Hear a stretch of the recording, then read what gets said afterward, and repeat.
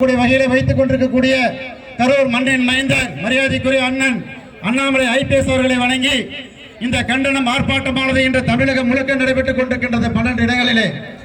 இது எதற்காக நடைபெறுகிறது என்பதை இங்கே இருக்கக்கூடிய சுத்தியில் இருக்கக்கூடிய கடை வியாபாரிகள், பொதுமக்கள், நம்முடைய அரங்கநாதருடைய பக்தர்கள் எல்லாம் நீங்கள் நினைத்து பார்க்க வேண்டும். இந்த திமுக அரசாங்கம் பதவியேற்ற இந்த 4 மாத காலத்துக்குள்ளாக இந்து விரோத போக்கை முழுமையாக கடைபிடித்து வருகிறார்கள். இந்து தேவைகள் என்றால் மிக கேவலமாகவும், அதே போல வேற தேவைகள் என்றால் தூக்கி வைத்துக் கொண்டு ஆடக்கூடிய ஒரு சூழ்நிலை இருந்து கொண்டிருக்கிறார்கள். ஆண்டவன் கண்டிப்பாக பார்த்து கொண்டிருக்கின்றான்.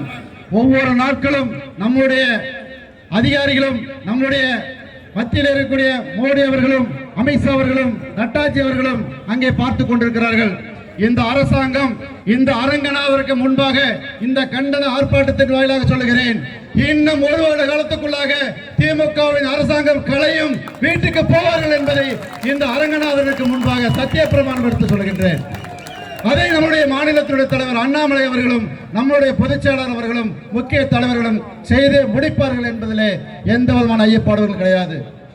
கோயில்களை புறநமைக்கிறேன் என்று சொல்லி அறநிலையத்துறை அமைச்சர் சேகர்பாபு அவர்கள் ஒவ்வொரு கோயிலில் இருக்கக்கூடிய சொத்துக்களை கணக்கெடுத்து அதை கொள்ளையடிப்பதற்கு, ஸ்டாலின் குடும்பமும் கிச்சன் கேபினெட்டும் கொள்ளையடிப்பதற்கு முழு பட்டியல் தயார் பண்ணி அவர்களுக்கு கொடுத்து உதவி கொண்டிருக்கிறார்.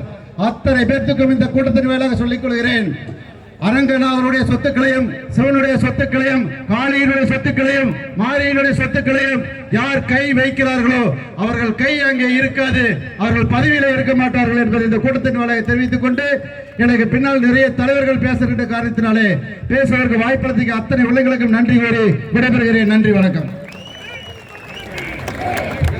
அடுத்தபடியாக